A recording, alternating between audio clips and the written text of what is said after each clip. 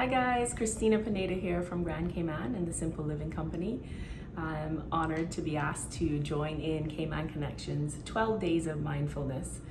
And it's really interesting because my word for 2022 is actually mindfulness. So I thought that was quite a cool coincidence that the organizers of this would never have known that, and yet I get to join in this. So I feel like that means I'm on the right track for this year. So I wanted to share a little bit about my journey into decluttering and simplifying my lifestyle over the years, and also maybe give you some tips on how you can do the same thing. So before we start on the tips, I wanted to mention some benefits of decluttering your life. And decluttering can take many forms.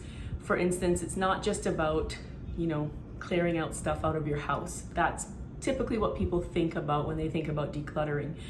But you can actually declutter your space, you can declutter your finances, and you can declutter your mind. Those are just three of the main ways you can declutter parts of your life. There are other ways as well, sort of emotions and relationships and other things, but I'm going to be touching on your space, your finances, and your mind today.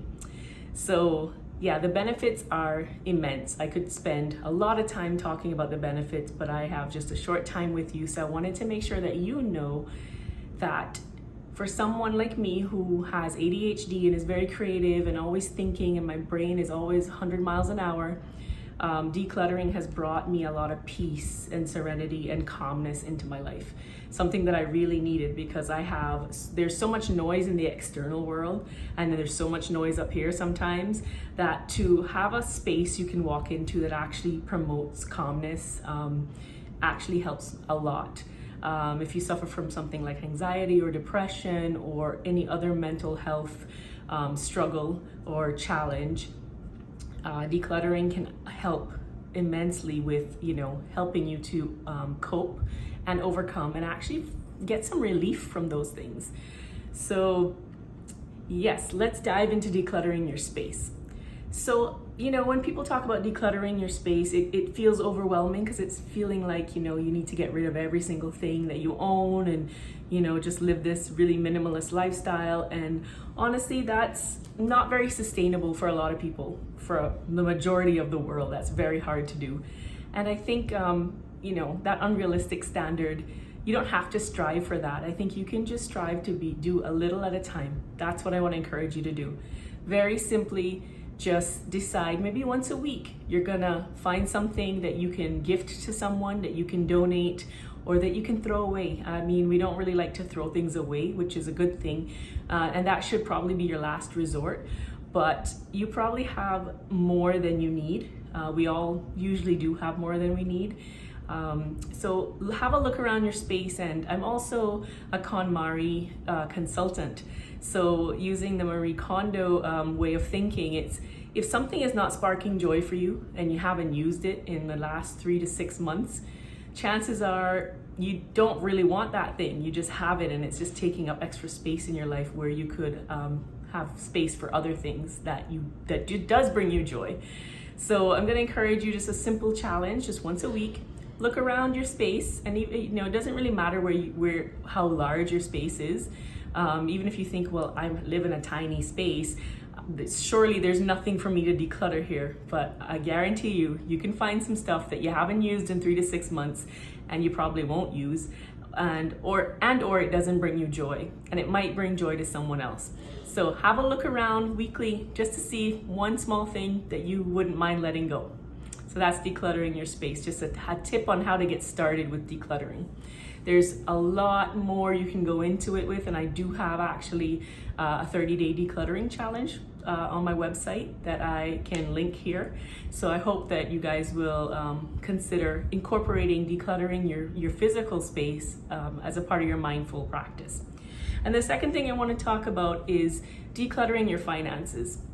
So the way I see it is, the less things and stuff you have, the more money you'll have because you're not spending so much on things that you really don't need. So instead of being like I said again, minimalism is like a ridiculous standard to try to meet. However, there is something called essentialism, which basically means I am going to only have things in my life that are essential to my my life, my work, my joy, and my happiness.